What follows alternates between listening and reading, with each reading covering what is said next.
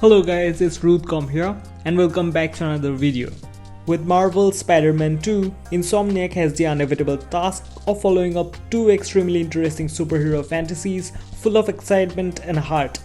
While that may sound like a good problem to have, the question becomes, where do you go from there? So to answer that, Insomniac has doubled the number of Spider-Man, doubled the size of the map, and doubled the amount of explosive action sequences. In doing so, the studio has crafted the best story of the series yet. The excellent combat has not gone old, but it is largely the same fun as before. And despite the larger map, most of the open world activities found within it are in desperate need of evolution. The result is a blockbuster in the most modern sense of the word, undeniably thrilling for long stretches, but by the numbers for others. Despite a few new tricks up its sleeve, Spider-Man 2's combat is very familiar, but it still feels incredibly comfortable to slip back into. The rhythm of precision dodges, the new perfect parries, and acrobatic finishes are hugely satisfying, as is chasing high-hit combos to keep the fight as stylish as possible. As someone who found this stealth action on the previous games a little simplistic and routine, this new louder approach is welcome. Spider-Man 2 is more eager for you to get into the action with many new abilities designed to let you group up enemies and then deal big damage to all of them at once, rather than spreading them out to pick them one by one. The movement is smooth and the hits are crunching. Power and elegance are brought together perfectly. Overall, there is slightly less emphasis on stealth encounters this time than in either Spider-Man 1 or Miles Morales. It takes a little bit longer than I expected it to arrive, but once Peter dons the symbiote suit, the gooey angry powers that come with it make a big impact, adding more of a brawler nature to fights and giving Peter a set of tools to match Miles' satisfying electric abilities. They are just as enjoyable, as it feels like the suit is trying to burst out of the rumbling DualSense controller in my hands.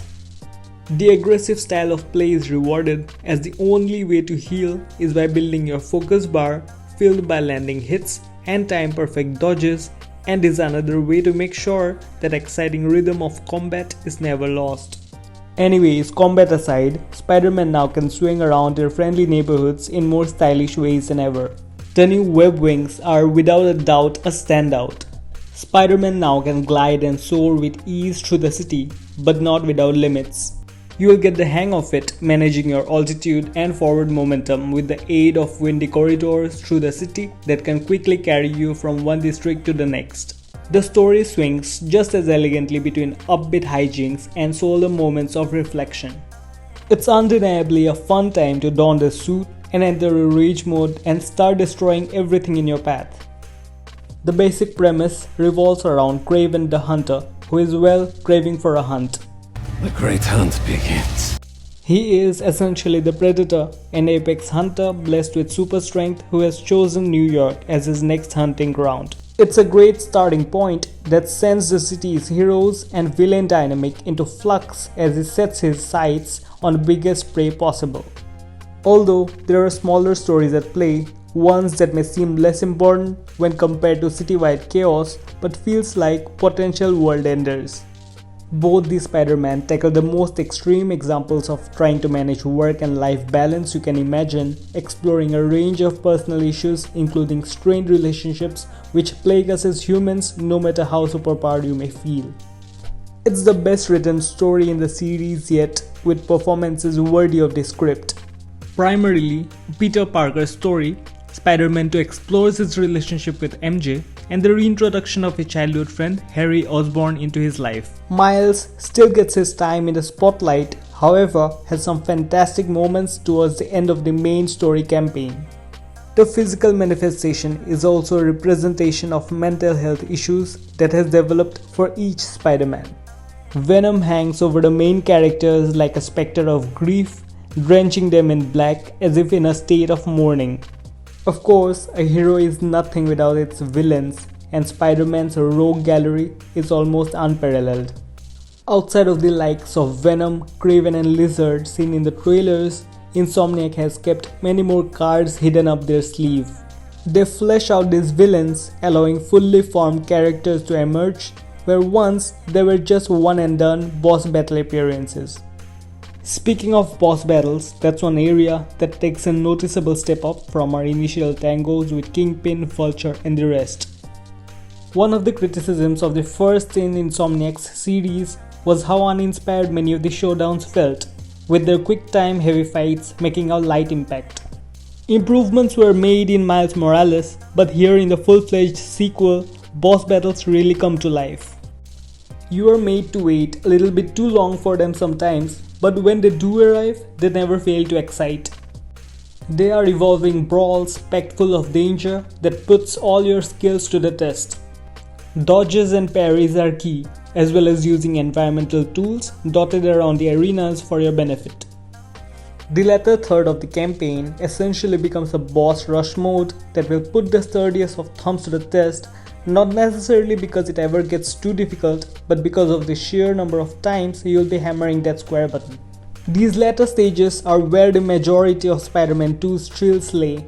However, as it really hits its stride late on and emphatically wraps up a tale with miles of emotional depth that never once threatens to peter out. Standard open world filler activities are here aplenty, and that's one area Spider-Man 2 has not moved with the times or shown ambition at all. Collectibles, photographic opportunities and rather basic street crimes are still here, and despite having a few slightly more interesting quirks this time around, they only very occasionally excite.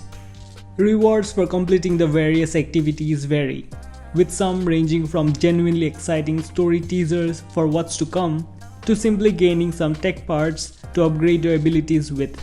The tasks are often so mundane and repetitive, however, that I did frequently question whether these small congratulatory nuggets were worth the slog they too often turned out to be. All of this contributes to fighting back against crime in each district of New York, a city now twice the size of what we have seen before, including the leafy residential roads of Queens and the bustling borough of Brooklyn. When it comes to suits, worry not, because there are dozens and dozens of suits to unlock with myriad colorful skins to pick from each of them. From modern interpretations of classics to returning fan favorites, there are treats waiting for Spider-Man fans of all generations. They are now all pure cosmetic as well. A smart separation of form and function means picking the skills and abilities you equip are separate from your choice of suit. So overall, Spider-Man 2 is a technical marvel as a whole. As a sequel in a spectacular series, this game is both blessed and cursed. Its story of two Spider-Man is a great and a Spidey fan's dream to play through as comic book pages are brought to life, elegantly walking the tightrope between light humor and heavier themes.